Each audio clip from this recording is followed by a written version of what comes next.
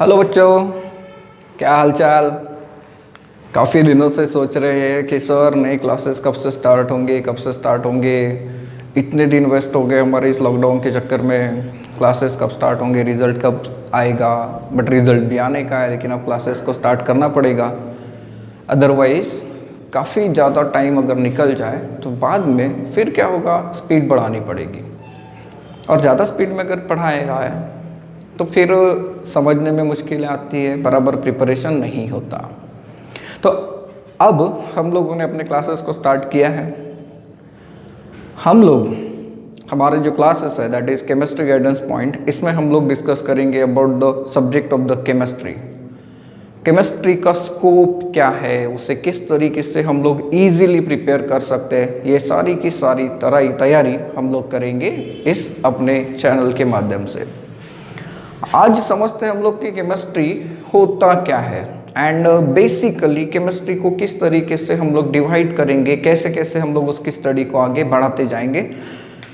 अगर हम लोग केमिस्ट्री की बात करें तो chemistry is nothing but the branch of the science. It is the branch of science. ठीक है, ये तो हमें पता है sir, physics chemistry maths biology, अब ये नाम हम लोगों ने सुने हैं। हाँ, ब्रांच ऑफ साइंस, लेकिन हम लोग इसमें स्टडी क्या करेंगे? तो इसमें हम लोग स्टडी करते हैं about the physical and chemical properties. Physical and chemical properties of matter. सिर्फ इतना ही नहीं, सिर्फ फिजिकल और केमिकल प्रॉपर्टीज नहीं, बल्कि फिजिकल एंड केमिकल चेंजेस के बारे में भी पढ़ेंगे जो हमें मैटर के अंदर मिल सकते हैं। So basically, chemistry is the branch of the science which deals with the study of physical and chemical properties of matter as well as physical and chemical changes that the matter can undergoes in certain process. Guys, अगर हम लोग chemistry की बात करें तो chemistry को consider किया जाता है as a central science. Now central science means what? Central, it is nothing but the core. Means chemistry एक ऐसा सब्जेक्ट होता है जिसके प्रिंसिपल्स एंड एप्लीकेशंस आपको अलग अलग सब्जेक्ट में मिलते हैं। बेसिकली ये आप लोगों को फिजिक्स में भी हेल्प करते हुए दिखता है। इतना ही नहीं तो ये आपको बायोलॉजी में भी हेल्प करते हुए दिखेगा।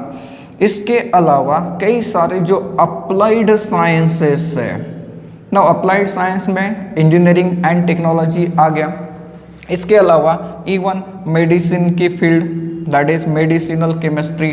तो इन सारे के सारे सब्जेक्ट्स में केमिस्ट्री के प्रिंसिपल्स बहुत ही काम में आते हैं। इसीलिए केमिस्ट्री को कंसिडर्ड किया जाता है as a central science that is core of the all the subject. हाँ, इसका इम्पोर्टेंस हम लोग समझ सकते हैं। केमिस्ट्री बहुत ज़्यादा इंपॉर्टेंट रोल प्ले करती है हमारे लाइफ में। फॉर एग्जाम्पल जरा सोचो, हम लोग जिस हवा के कारण सांस लेते हैं that air is nothing but the chemicals. आपको एयर के कंपोजिशन के बारे में पता होगा। ऑक्सीजन एंड बाकी बचे हुए गैसेस, उसमें इनर्ट गैसेस भी आते हैं।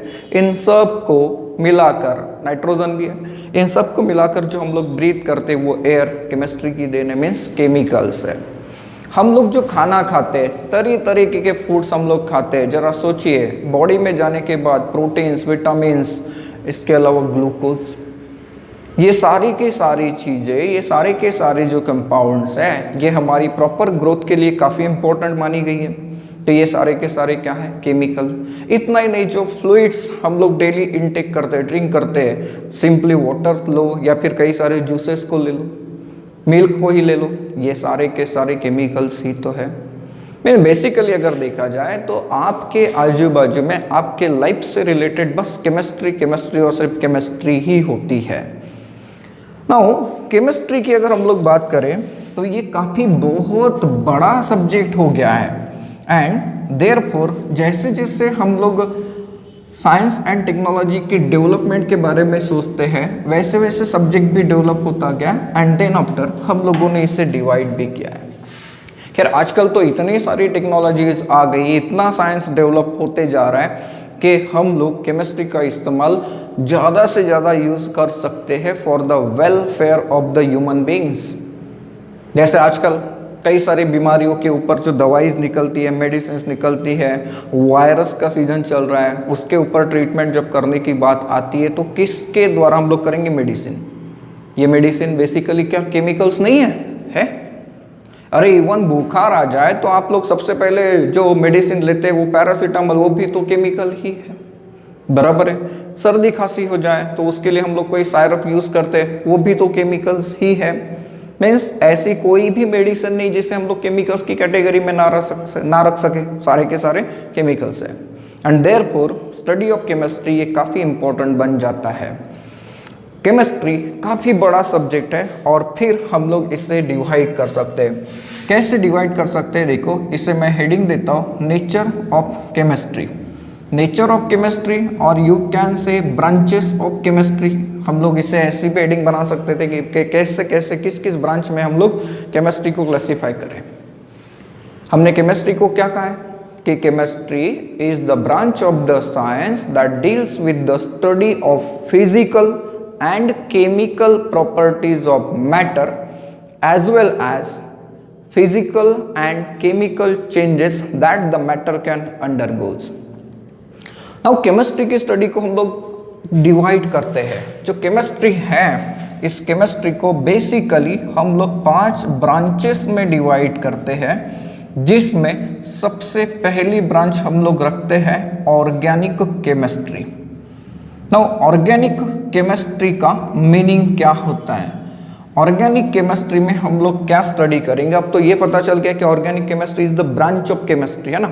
ठीक है। ऑर्गेनिक केमिस्ट्री में आप लोग क्या करते हो? तो study of carbon and carbon containing compounds, जिसे आप लोग कहते हो organic compounds, carbon and carbon containing compounds.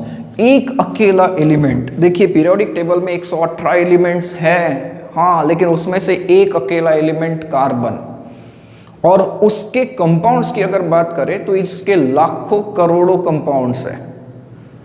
इतने सारे कंपाउंड्स बना सकता है, एंड देयरफॉर इन सारे कंपाउंड्स की स्टडी करने के लिए हम लोगों ने एक सेपरेट ब्रांच रखी, that is organic chemistry.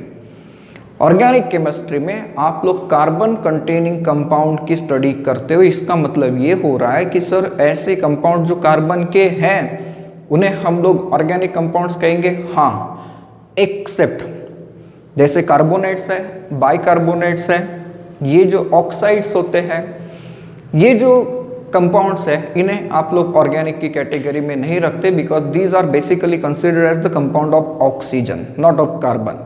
And therefore carbon के तो ढेर सारे कंपाउंड है, लाखों करोड़ है। तो इतने सारे कंपाउंड की स्टडी करने के लिए हमने केमिस्ट्री की जो ब्रांच बना के रखी है, उस ब्रांच को हम लोग कहते हैं ऑर्गेनिक केमिस्ट्री। दूसरी जो ब्रांच हम लोग देते हैं केमिस्ट्री की, उसे हम लोग नाम देते हैं inorganic chemistry. It is called as inorganic chemistry. 118 element में से एक एलिमेंट की स्टडी चली गई ऑर्गेनिक केमिस्ट्री में, अब बचे 117 एलिमेंट्स, ऑलमोस्ट 117 है। तो 117 एलिमेंट्स जो बचे हैं और उनके जो कंपाउंड्स हैं, उन सब की स्टडी हम लोग कैरी आउट करते इन इनऑर्गेनिक केमिस्ट्री। मीन्स इसे हम लोग कह सकते हैं कि study of elements and compounds other than that of carbon. Carbon को छोड़कर किसी भी एलिमेंट्स को लीजिए और उनके कंपाउंड की स्टडी करिए, वो चली जाती है इनऑर्गेनिक केमिस्ट्री के अंदर। इसमें तीसरी ब्रांच हम लोग देते हैं फिजिकल केमिस्ट्री। अब फिजिकल केमिस्ट्री में हम लोग किसकी स्टडी करेंगे? तो physical chemistry is the branch of the chemistry which deals with the various principles of the chemistry.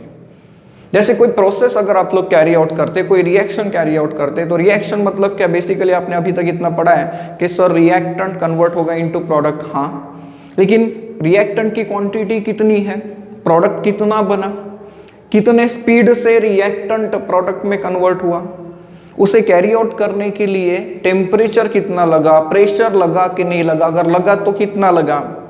इस प्रोसेस में कोई कैटालिस्ट तो रिक्वायर्ड नहीं है। फिर रिएक्टेंट प्रोडक्ट में कैसे कन्वर्ट हुआ, मतलब मैकेनिज्म क्या, किस स्पीड से कन्वर्ट हुआ, मतलब उसका काइनेटिक्स क्या, कितने मॉलिक्यूल्स इन्वॉल्व हुए, कितने मॉलिक्यूल्स इवॉल्व हुए और प्रोडक्ट कैसे बना, उस प्रोसेस में हीट एब्सॉर्ब हुई या फिर हीट इवॉल्व हुई, ये सारी की सारी स्टडी हम लोग कैरी आउट करते हैं इन द फिजिकल केमिस्ट्री। मतलब ये काफ़ी ज़्यादा काम की केमिस्ट्री है।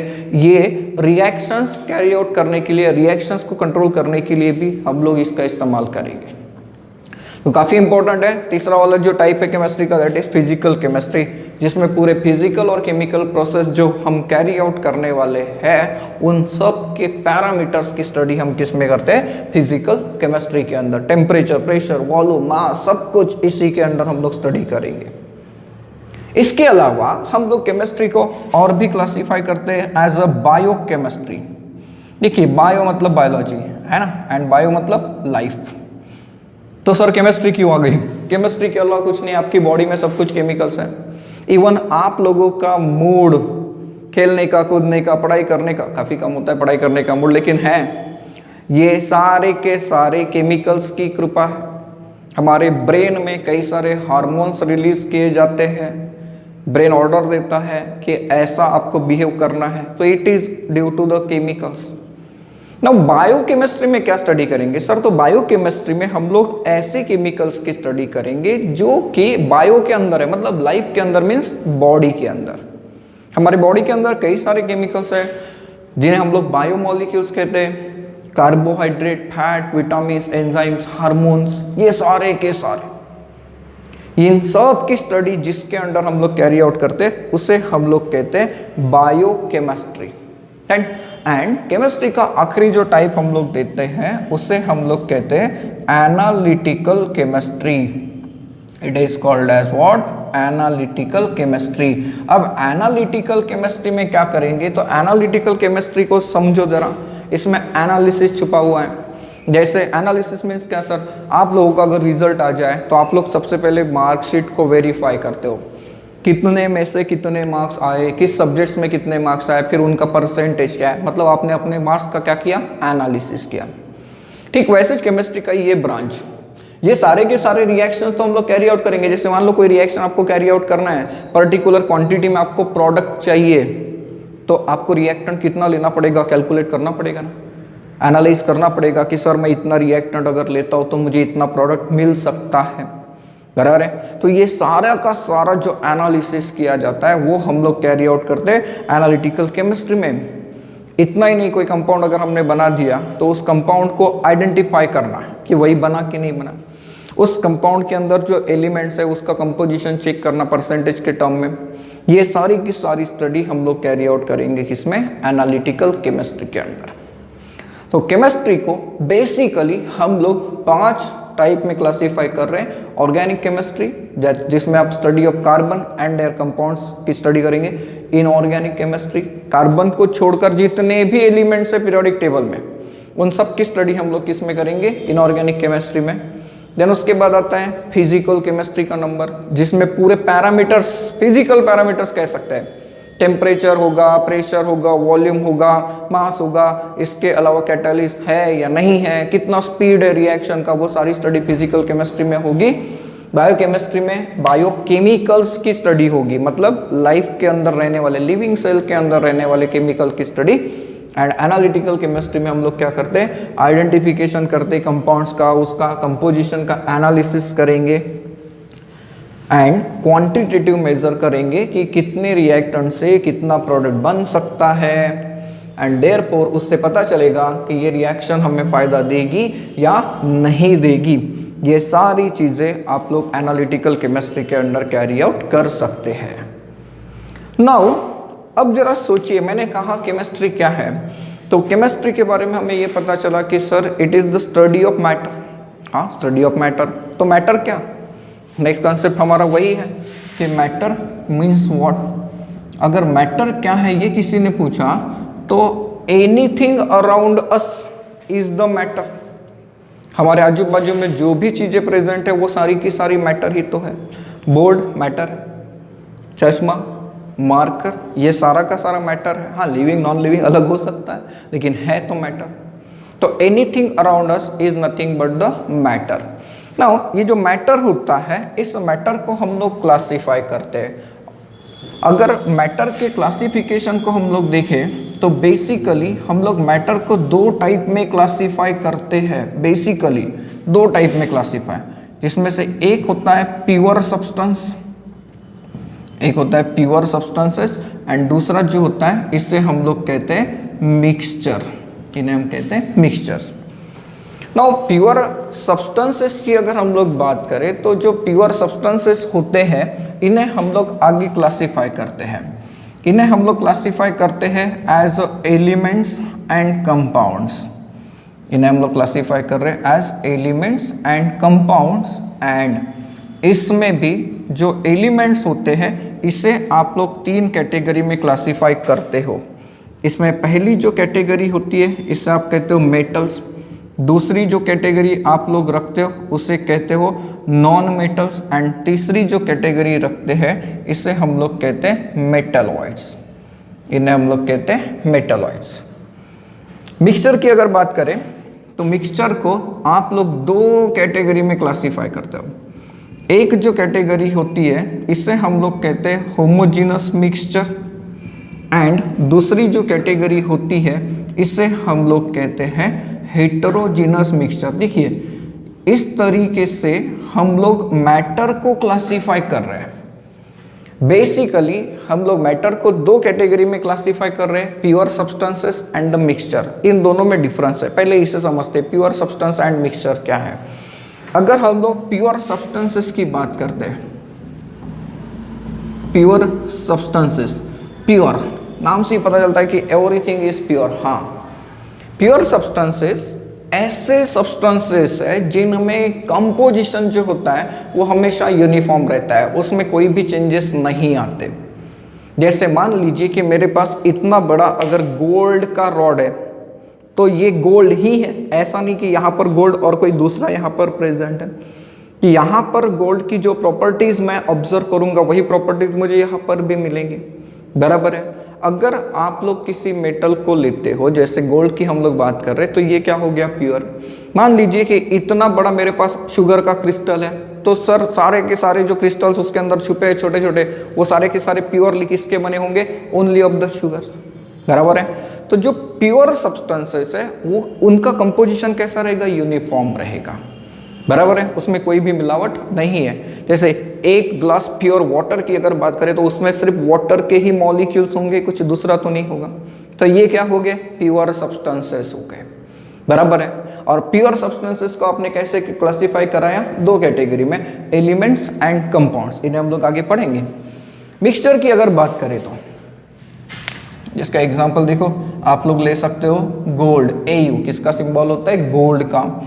AG किसका सिंबल, सिल्वर का। टीन का सिंबल SN होता है। देन इसमें वाटर मॉलिक्यूल ले लीजिए, इसमें शुगर मॉलिक्यूल्स ले लीजिए, ये सारे के सारे क्या हो गए, प्योर सब्सटेंसेस। एंड अब रही बात मिक्सचर की, तो ऑब्वियसली मिक्सचर मतलब दो से ज़्यादा, दो या दो से ज़्यादा, बराबर है। क्योंकि अगर आप लोगों ने दो चीज़ों को मिला दिया तो ये क्या बन गया, मिक्सचर। आप तीन भी मिला सकते हो, चार भी मिला सकते हो, ये हो गया मिक्सचर। मिक्सचर जिसमें दो या दो से ज़्यादा आप लोग सब्सटेंसेस को ऐड करेंगे। एंड दूसरी मज़ेदार चीज़ ये है कि मिक्सचर में ये ज़रूरी नहीं कि आप लोग उनका कंपोजिशन एकदम फिक्स रेंज में रखते हो, कम ज़्यादा हो सकता है। देखिए, मान लीजिए अगर मैंने कहा कि मेरे पास 10 ग्राम NaCl है और मैं इसमें 90 ग्राम शुगर मिलाता हूँ, तो ये एक मिक्सचर हो गया, बराबर है। दूसरे केस में मैं उल्टा कर देता हूँ, मैं एक काम करता हूँ, 90 ग्राम में NaCl रखता हूँ एंड 10 ग्राम शुगर रखता हूँ। ये दोनों के दोनों जो दिख रहे हैं mixture, sir salt and sugar ही तो हाँ है, लेकिन क्या दोनों में फर्क नहीं है कंपोजिशन का। देखिए, इसमें 10 ग्राम NaCl था, 90 ग्राम शुगर है। इसमें 90 ग्राम NaCl है लेकिन 10 ग्राम शुगर है, तो कंपोजिशन जो है it changes with in limit, with in certain limits, ये चेंज होता है। सो मिक्सचर है। अब चलते हैं इनके क्लासिफिकेशन आगे की तरफ। प्योर सब्सटेंस को जैसे हम लोग क्लासिफाई करने वाले थे, इसमें दो टाइप आप लोगों ने रखे, एलिमेंट्स एंड कंपाउंड्स। तो चलते हैं सबसे पहले प्योर सब्सटेंसेस के तरफ। देखिए प्योर सब्सटेंसेस को आपने दो टाइप में क्लासिफाई कराया, एलिमेंट्स एंड कंपाउंड्स। एलिमेंट्स की अगर हम लोग बात करें तो elements means what, periodic table में 118 क्या है, एलिमेंट्स है, बराबर है। That cannot be divided into simpler elements other by simple methods, इससे हम लोग डिवाइड नहीं कर सकते, बराबर है। एलिमेंट्स की अगर आप लोग बात करते हैं तो एलिमेंट्स को हम लोग क्लासिफाई करते हैं तीन अलग अलग तरीके में। देखिए मैंने आपको ये फ्लो डायग्राम बताई थी, एलिमेंट्स, इससे हम लोग तीन टाइप में क्लासिफाई करते हैं, जिसमें पहला टाइप क्या होता है, मेटल्स। अब मेटल्स की अगर हम लोग बात करें तो मेटल्स की प्रॉपर्टीज हमारे पास क्या क्या है। अगर हम लोग मेटल की बात करते हैं तो मेटल्स हैव लस्टर, चमक। कोई भी मेटल लीजिए, उसे थोड़ा सा कट करके देखिए, उसमें से मैक्सिमम टाइम सिल्वर टाइप का शाइनिंग आता है। आयरन को कट करिए, उसमें भी थोड़ा सा ब्लूइश सिल्वर उसका कलर आता है। अलग अलग मेटल का लस्टर अलग अलग हो सकता है। जैसे इसे देखिए, गोल्ड येलोइश कलर का लस्टर इसके अंदर प्रेजेंट है। कॉपर को देखिए, घर में कॉपर के आर्टिकल यूज करते होंगे, उसमें ब्राउनिश रेडिश ब्राउन कलर का लस्टर आता है। तो जो शाइनिंग आता है मेटल का, उसे हम लोग क्या कहते हैं, लस्टर। ये मेटल की प्रॉपर्टी है। Then again metals are hard, hardness तो होता है। कई सारे मेटल सॉफ्ट भी होते हैं, जैसे सोडियम पोटेशियम। सोडियम तो इतना सॉफ्ट है कि आप लोग उसे ब्लेड से भी कट कर सकते हो, ऑर्डिनरी ब्लेड से भी ये कट होता है। Then metals are ductile, metals are ductile. Ductiles का मतलब क्या, डक्टिलिटी एक ऐसी प्रॉपर्टी होती है जिसमें हम लोग मेटल्स को वायर में कन्वर्ट कर सकते हैं। तो मेटल्स के वायर तो होते हैं, ऑब्वियसली हमारे घर में है, जो भी कंडक्टिंग वायर हम लोग यूज करते हैं उसके अंदर क्या कॉपर के मेटल प्रेजेंट है। बड़ी वाली इलेक्ट्रिक लाइन देखिए, उसमें एल्यूमिनियम के वायर्स होते हैं। तो किसी मेटल को अगर हम वायर के रूप में कन्वर्ट करा सकते हैं तो उसे हम लोग कहते हैं डक्टिलिटी। तो obviously metals are ductile. Then इसके अलावा मेटल्स की और भी प्रॉपर्टी होती है, metals are malleable. Sir malleability क्या है, आप लोगों ने क्या मेटल के कई सारे शीट्स नहीं देखे, शीट्स एल्यूमिनियम की शीट होती है, विंडोज फ्रेम वगैरह में हम लोग यूज करते हैं, बराबर है। इवन कुछ लोग ज्वेलरीज के रूप में गोल्ड की शीट यूज करते हैं ना, छोटा सा टाइट लॉकेट वगैरह बना के, तो वो एक टाइप की शीट ही हो गई। इलेक्ट्रिकल जो वर्क करते हैं वो कॉपर की शीट का इस्तेमाल करते हैं। तो ये जो प्रॉपर्टी होती है जिसमें हम लोग मेटल्स को हैमर करके उसे कन्वर्ट कर सकते हैं into the sheet, that property is called as malleability and hence metals क्या हो गए, मैलिएबल। इसके अलावा गाइस आपको सिंपल चीज पता है मेटल्स के बारे में कि metals are good conductors of heat and electricity, good conductors of heat and electricity. तो ये सारी की सारी मेटल की प्रॉपर्टीज है। देन अब चलते हैं नॉन मेटल्स की तरफ। अब देखिए नॉन मेटल्स की तरफ जाने से पहले एक चीज याद रखिए, जरूरी नहीं कि सारे के सारे मेटल्स हमेशा सॉलिड हो। आप लोगों को वेल नोन एग्जांपल पता है, mercury is a metal but liquid at a room temperature, बराबर है। बाकी सारे के सारे आप लोगों को सॉलिड स्टेट में मिल सकते हैं।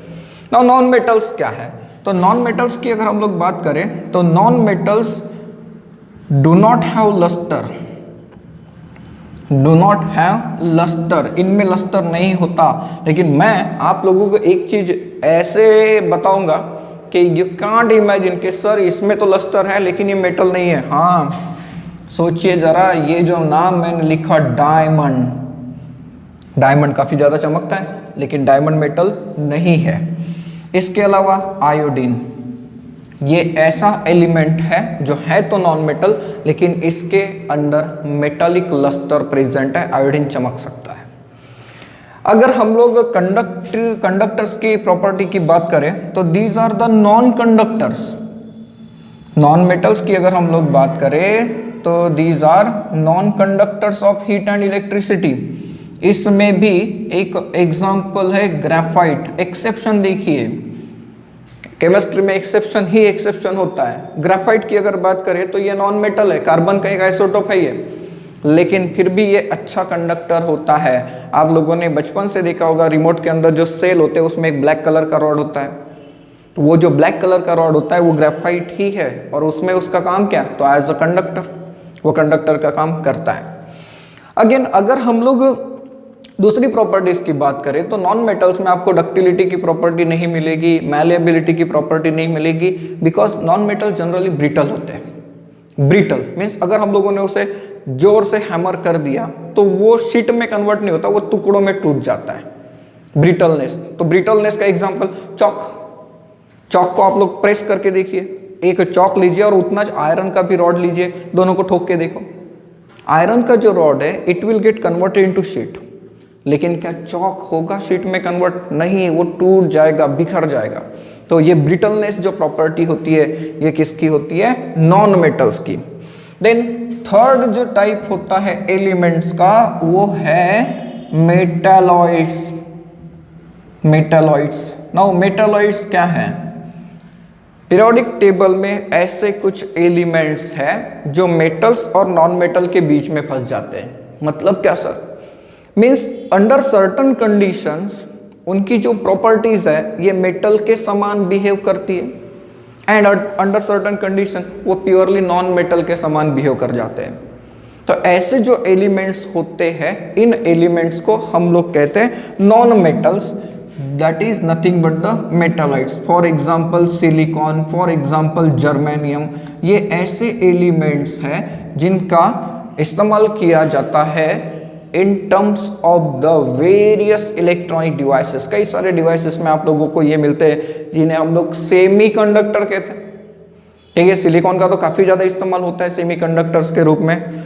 तो ये जो सिलिकॉन है या जर्मेनियम है ये ना ही पूरी तरीके से मेटल है और ना ही पूरी तरीके से नॉन मेटल है, बल्कि दोनों का क्या है, ये इंटरमीडिएट है। So therefore these are placed under the category of the metalloids. So this is all about the classification of the elements. Now think about the compounds. Compounds क्या है? तो compounds एक pure substance है, मान सकते हैं, but compounds बनते कब है? Compounds तब बनते हैं जब दो या फिर दो से ज़्यादा elements आपस में combine होते हैं। जैसे सोडियम क्लोराइड को ही ले लो, सोडियम एंड क्लोरीन, इन दोनों को मिलाने के बाद रिएक्शन के बाद जो प्रोडक्ट आएगा दैट इज सोडियम क्लोराइड, जिसे हम लोग कॉमन सॉल्ट कहते हैं या फिर टेबल सॉल्ट भी इसे हम लोग कहते हैं। ये कंपाउंड नहीं हुआ क्या? शुगर जिसका मॉलिक्यूलर फार्मूला होता है C12H22O11, देखिए कार्बन भी है, हाइड्रोजन भी है, ऑक्सीजन भी है, तीन तीन एलिमेंट एक प्रॉपर रेशियो में कंबाइन हुए और आप लोगों को क्या मिला? कंपाउंड। अब क्या आप लोग इन तीनों को इजीली सेपरेट कर सकते हो? नहीं। मीन्स कार्बन, हाइड्रोजन, ऑक्सीजन को हम सेपरेट तो कर सकते लेकिन इजीली नहीं कर सकते, उसके लिए हमें कोई ना कोई केमिकल मेथड का इस्तेमाल करना पड़ेगा। तो ये हो गया प्योर सब्सटेंसेस का क्लासिफिकेशन। अब चलते हैं हम लोग मिक्सचर की तरफ। हम लोगों को मिक्सचर के बारे में ये पता है कि जब हम लोग दो या दो से ज़्यादा चीज़ों को मिला देंगे, अरे जैसे घर में देखो शरबत ही आपको बनाना है तो आप लोगों को कई सारे फैक्टर्स की ज़रूरत पड़ती है। सबसे पहले तो पानी लगेगा, फिर लेमन जूस लगेगा, फिर शुगर, फिर उसके बाद थोड़ा सा सॉल्ट। सारे के सारे मिक्सचर ही तो है, हमारे हिसाब से सोचे तो ये मिक्सचर ही है। ना मिक्सचर की अगर बात करें तो मिक्सचर्स जो होते हैं इसे हम लोग दो कैटेगरी में डिवाइड करते हैं, जिसमें से पहली जो कैटेगरी होती है इसे हम लोग कहते हैं homogeneous mixture. Now what is the meaning of homogeneous mixture? जरा इस नाम को सोचिए। Homogeneous that is comes from homo, homo का मतलब होता है सेम, एंड जीनस की अगर हम लोग बात करें तो जीनस का मतलब होता है फेज। मीन्स क्या? सारे के सारे क्या होने चाहिए? सेम फेज में। इमेजिन शरबत बनाने सारी चीज़ें अलग अलग रखिए, पानी रखिए, शुगर, सॉल्ट रखिए एंड जूस रखिए, लेमन जूस। तो पानी और लेमन जूस लिक्विड स्टेट में, सॉल्ट एंड शुगर क्या हुआ? सॉलिड स्टेट में। मिक्स करिए, डिजोल्व करिए, पूरा का पूरा मिक्सचर बन गया। सॉल्यूशन, सर उसे सॉल्यूशन कहेंगे? हाँ कहेंगे ना आगे, लेकिन जरा सोचिए क्या सारे के सारे सेम फेज में नहीं आए? आ गए। अगर आप लोग सिंपली सॉल्ट को पानी में डिजोल्व करिए तो वो भी क्या हो गया, होमोजेनस मिक्सचर। शुगर को डिजोल्व करिए सॉल्ट में तब भी होमोजेनस मिक्सचर हो गया। इवन एयर के बारे में सोचो ना, air, oxygen, nitrogen, carbon dioxide, carbon monoxide, inert gases सारे के सारे, लेकिन इन सब को देखिए, इन सब का फिजिकल स्टेट एक ही तो है, सेम फेज में गैसेस, बराबर है। तो ये होता है होमोजेनस मिक्सचर, राइट। तो होमोजेनस मिक्सचर की अगर हम लोग एग्जांपल की बात करें तो जनरली हम लोग ट्रू सॉल्यूशन उसे कहते हैं जिसमें सॉल्वेंट के अंदर पूरी तरीके से डिसॉल्व हो जाता है, ट्रू सॉल्यूशंस। देन इसके अलावा एयर एंड अलग अलग मिक्सचर ऑफ गैसेस अगर आप लोग बनाते हैं तब भी तो वो होमोजेनस होता है। इवन क्या आपको पता है, आपके घर में अगर कोई अलॉय यूज होता है जैसे ब्रास होगा या फिर ब्रॉन्ज होगा, इस ब्रास की अगर बात करें तो हमारा जो सिटी है उसे ब्रास सिटी कहते हैं हम लोग, है ना। तो ब्रास कॉपर एंड जिंक से बनता है, दोनों के दोनों क्या है, मेटल्स को मिलाते हैं, मेल्ट कराते हैं और फिर उसके बाद उसे एक पर्टिकुलर मोल्ड में डालकर उसे ठंडा होने देते हैं। तो ठंडा होने के बाद केमिस्ट्री के हिसाब से क्या हो गया, मिक्सचर। कैसा, होमोजेनस, बराबर है। दूसरा जो मिक्सचर हम लोग देते हैं उसे आप लोग कहते हो हेटेरोजीनस मिक्सचर। नाउ हेटेरोजीनस, देखो जीनस का मीनिंग तो आप लोगों को पता चल ही गया, तो हेटेरो का मीनिंग क्या होता है, तो हेटेरो का मतलब होता है डिफरेंट, हेटेरो का मतलब होता है डिफरेंट एंड जीनस मतलब फेज। तो ये ऐसा मिक्सचर है जो कि हेटेरोजीनस है, बराबर है। मीन्स उसके अंदर की जो कंपोजिशंस है, ये कंपोजिशंस क्या होंगे, अलग अलग फेज के अंदर होंगे, that's why it is called as heterogeneous mixture. जैसे मान लीजिए मैंने सैंड प्लस वाटर का मिक्सचर कह दिया, तो ये सॉलिड स्टेट में है, ये तो लिक्विड, तो ये होमोजीनस हुआ क्या, नहीं, ये कैसा हो गया, हेटेरोजीनस मिक्सचर हो गया। So this is classification of the mixture. अब यहाँ पर एक चीज की तरफ ध्यान दीजिए, जो मैटर होता है, यहाँ पर हम लोगों ने कई बार मैटर ऐसा सुना है, तो स्टेट्स ऑफ मैटर भी आप लोगों ने सुने होंगे। वी नो दैट जनरली हम लोग 3 स्टेट्स के बारे में पढ़ते हैं, states of matter, that is solid, liquid and gas. इन तीनों की थोड़ी थोड़ी इंफॉर्मेशन मैं आप लोगों को देता हूं।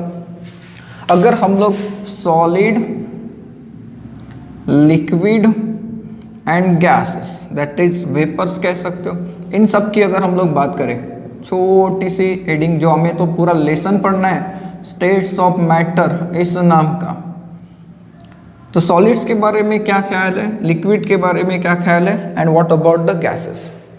सॉलिड, अब इमेजिन करिए मेरे पास एक आइस का क्यूब है, सॉलिड हो गया, एक ग्लास पानी है, लिक्विड हो गया, एंड एक कंटेनर में पानी है लेकिन 100 डिग्री सेल्सियस पे, मतलब बॉयल हो रहा है, तो वहाँ पर आप लोग वेपर्स को इमेजिन कर सकते हो। सॉलिड, लिक्विड एंड गैसेस, तीनों में फर्क है। सॉलिड्स मतलब क्या, जिसमें जो कंस्टिट्यूएंट पार्टिकल्स है वो एक डेफिनेट मैनर में अरेंज होते हैं पर्टिकुलर डिस्टेंस पे। मीन्स आप लोग समझ सकते हैं कि मान लीजिए कि आइस क्यूब अगर ऐसा है तो उसके अंदर की जो वाटर के मॉलिक्यूल्स हैं ये एक फिक्स मैनर में ऐसे अरेंज होंगे, दैट इज सॉलिड, बराबर है। Means intermolecular force of attraction जो होता है ना सॉलिड में, ये काफ़ी ज़्यादा होता है एंड देयरफॉर ये सॉलिड होते हैं। नाउ सॉलिड्स की अगर बात करें तो दे हैव डेफिनाइट शेप, इनके पास डेफिनाइट शेप होता है, इवन इनके पास डेफिनाइट साइज भी तो है, बराबर है, इनके पास डेफिनाइट साइज भी है। लिक्विड्स की अगर हम लोग बात करें, हम लोगों ने लिक्विड इमेजिन किया था, लिक्विड में क्या होता है, intermolecular force of attraction weak होने से कंस्टिट्यूएंट पार्टिकल्स दूर दूर होते हैं, जिसके कारण लिक्विड की एक प्रॉपर्टी होती है कि लिक्विड्स को आप लोग पोर कर सकते हो, बराबर है, हम लोग उसे पोर कर सकते हैं, राइट। नाउ लिक्विड्स के बारे में सोचो, लिक्विड्स की अगर हम लोग बात करें तो liquids will do not have definite shape, इनके पास डेफिनाइट शेप नहीं होता। क्यों नहीं होता, क्योंकि आपको पता होगा इनके पास डेफिनाइट शेप नहीं होता। लिक्विड को जिस कंटेनर में डाल दो वो उसी का शेप ले लेता है, बराबर है। एंड देन रही बात गैसेस की, तो गैसेस की अगर बात करें तो there occurs free movement of the constituent particles. जैसे हमारे रूम के आजू बाजू में देखिए, हमारे आजू बाजू में देखिए एयर की जो पार्टिकल्स है काफ़ी दूर दूर फैले हैं, एंड ऑब्वियसली अगर हम लोग एयर के शेप एंड साइज की बात कर सके तो इट इज़ नॉट पॉसिबल ना, क्या इनका डेफिनेट शेप होगा? नहीं। पूरे रूम को अगर कंसीडर करते हैं एक सिस्टम, तो पूरे रूम का शेप है, पूरे एटमॉस्फेयर में एयर ही एयर फैला है। ना क्या ये सॉलिड, लिक्विड एंड गैसेस एक दूसरे में इंटर कन्वर्टिबल है? हाँ, अगर हम लोग सॉलिड, लिक्विड एंड गैस इन तीनों के बारे में सोचे तो ये तीनों एक दूसरे में इंटर कन्वर्ट होते हैं by the exchange of energy. सोचो जरा, ये जो एग्जांपल हमने कंसीडर किया था, ice, water and water vapour. मान लीजिए यहाँ पे आइस है, यहाँ पर वाटर लिक्विड है और यहाँ पर वेपर है। तो अगर मैंने सॉलिड को हीट कराया तो वो किस में कन्वर्ट हो जाएगा? Liquid. Ice will get melt. अगर आप लोगों ने लिक्विड को हीट कराया तो वेपराइजेशन आएगा, और वेपराइज अगर हो गया तो वो किस में कन्वर्ट हो जाएगा? Into the gas. अब गैस को मैं कूल करता हूँ, हीट को रिमूव करता हूँ, माइनस हीट लिखता हूँ, या फिर यू कैन से cool.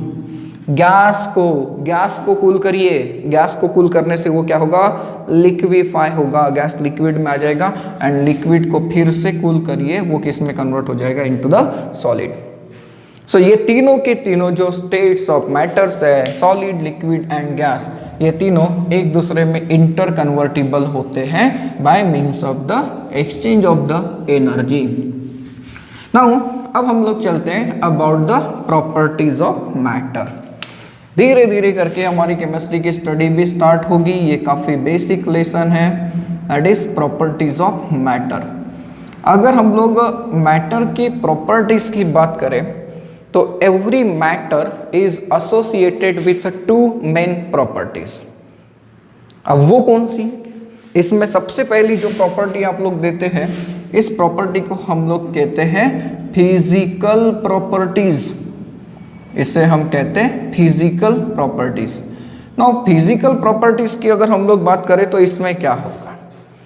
Physical properties means matter की ऐसी प्रॉपर्टीज है जिसको मेजर करते समय हम लोग उसके कंपोजिशन को चेंज नहीं करते। जैसे मान लीजिए कि इस मार्कर के बारे में सोचे, तो मैं आप लोगों को पूछता हूँ कि इसका कलर क्या है, तो यू कैन से sir black and white and something red. हाँ, मैंने अगर आपको पूछा कि इसका वेट कितना है, तो इसका वेट फिक्स होगा, कोई ना कोई मास इसका होगा, बराबर है। मैं आप लोगों को पूछता हूँ कि इसका डायमीटर कितना है, तो इसका डायमीटर फिक्स है। अब डायमीटर मेजर करने से क्या इसका कोई कंपोजिशन चेंज हुआ? नहीं। अगर आप लोग इसकी लेंथ काउंट करना चाहें, सेंटीमीटर, मीटर, जो भी यूनिट आप लोग यूज करें, तो क्या ये चेंज होगा? नहीं ना। तो फिजिकल प्रॉपर्टीज को मेजर करने से उसके केमिकल कंपोजिशन के ऊपर कुछ फर्क नहीं पड़ता। Colour, order, melting point, boiling point, refractive index, density, ये सारी की सारी फिजिकल प्रॉपर्टीज हैं जिसे मेजर करते समय हम लोग उसके केमिकल कंपोजिशन के साथ कोई भी छेड़छाड़ नहीं करते। एंड दूसरी जो प्रॉपर्टी आप लोग देते हैं, जैसे फिजिकल प्रॉपर्टीज में मैंने कौन कौन सी प्रॉपर्टी कहा था? एक कहा था डेंसिटी, देन उसके बाद melting and boiling point, melting and boiling point, इसके अलावा डेंसिटी, इसके अलावा वॉल्यूम, इसके अलावा टेम्परेचर, इसके अलावा मास, ये क्या हो गई? फिजिकल प्रॉपर्टीज हो गई। एंड दूसरी अगर हम लोग देखें तो that is chemical properties. Now chemical properties की अगर बात करें तो chemical properties is mainly deal with the composition. ये कंपोजिशन के साथ डील करता है कि वो किसका बना हुआ है, उसके अंदर में क्या क्या प्रेजेंट है।